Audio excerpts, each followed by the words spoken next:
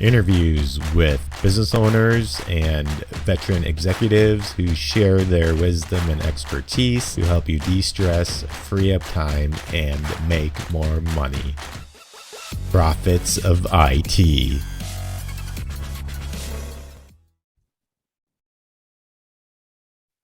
Welcome back to the Profits of IT.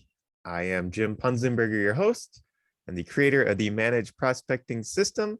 You're looking to generate leads and appointments without cold calling or ad spend. Check out managedprospectingsystem.com. Today I have Brian with me. Brian, why don't you introduce yourself and tell us a little bit about the company that you work for? Sure, Jim. I'm Brian Stoner. I'm the Vice President of the Service Provider Group here at Stellar Cyber. We are a open XDR platform to automate SOC work for our customers. So been here for about a year now. Cool. Mm-hmm. And so something interesting about yourself outside of work. I see you like to golf. I do. I have played in a lot of really cool places like Tahiti and Bora Bora, Singapore, other places. So when I travel on business, I like to go check out cool golf courses. So definitely one of my passions. Yeah. So you've been golfing in Tahiti? Yeah. Mm-hmm. What's been the coolest golf course you've golfed on? Gosh, they all have there's so many cool ones, around, but there's one hole by my vacation home out in Galena, Illinois. It's called the General, and it has a hole that's elevated 400 feet. So you actually hit off of this cliff almost, and then it takes about 6 switchbacks in the golf cart to get all the way down to the fairway. So that sounds cool. It's pretty fun. And Galena, is that by the Mississippi River? It is. It's right near Iowa. Yep. Cool. That sounds like a pretty neat golf course. Yeah. Anyways, what would you say is your superpower when it comes to business, and how can others learn from that and apply that in their own businesses and their own careers and their own lives? So being a guy from the Midwest, I think my superpower in business has been, having really good relationships with a lot of people and, building a really strong network, over time and being the type of person that people want to work with and partner with. I've noticed a lot of executives in my career that are kind of focused on advancing and, don't really focus on the people that work for them. So I've always made it a priority to help develop my teams. And if I can develop them, that'll bode well for me and I'll get promoted and hopefully they'll come with, right? So I think really the superpower for anybody in business anymore needs to be, treat people the way you want to be treated. Cool. And so anything in particular about, developing your team and treating them the way that you would like to be treated? Any tips on that? Yeah, so I think from an interviewing perspective, when I talk to a lot of people, I ask a lot of questions around their thought process and how they've been successful in the past. So I kind of understand how people tick. And one of the things that I do when I'm looking for new team members is I not only look at their work history, but I look at their kind of success history. And, even if they don't have as much experience as maybe somebody, that's already in my business, but they have, kind of that guts factor, where they've worked really hard and been able to overcome, big obstacles.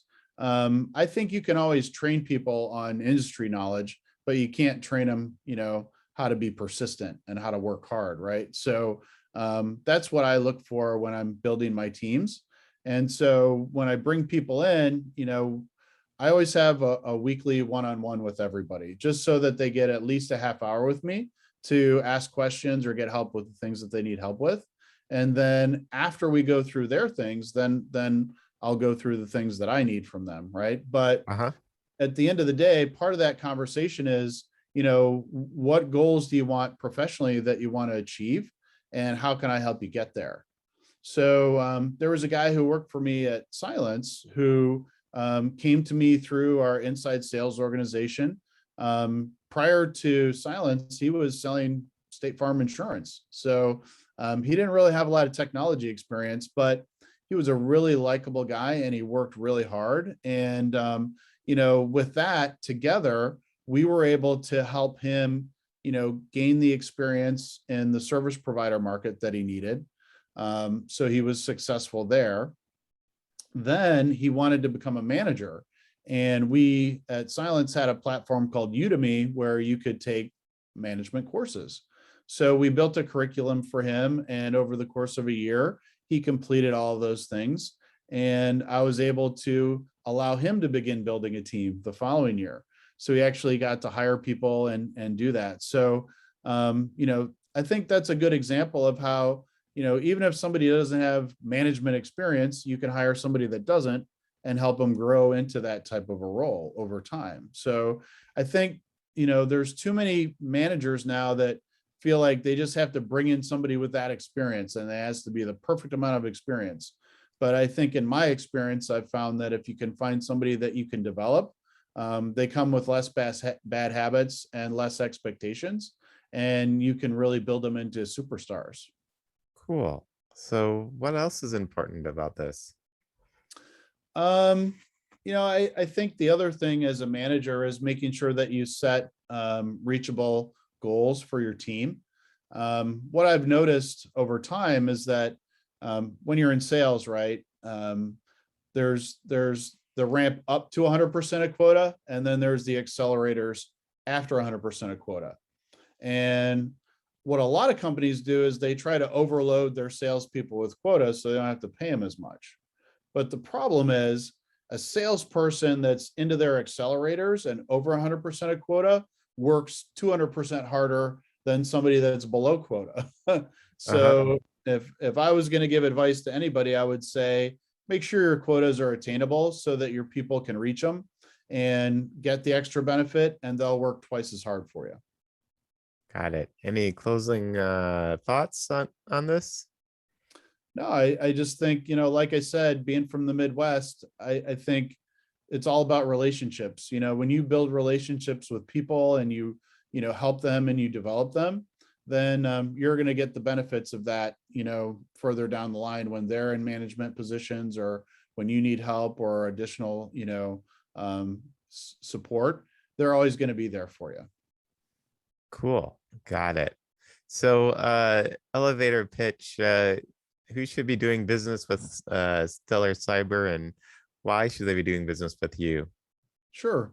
So Stellar Cyber is really unique in the XDR market because we've been building a SOC automation platform since there was a term called XDR. And so what we've done, similar to what Silence did for endpoint security, where we went from a rules-based solution that was manual to manage and update to a machine learning-based system. Stellar Cyber has built the first machine learning-based SOC platform that integrates machine learning IDS, threat intelligence, sandboxing, and response capabilities with SIM capabilities in one fully integrated platform. And so we've been spending 6 years with our data scientists developing detections that cut across all the different threat vectors in your network.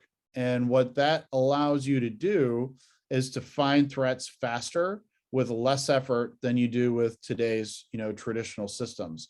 So for our partners, and the reason they choose Stellar Cyber, we have 12 of the top 250 MSSPs as customers.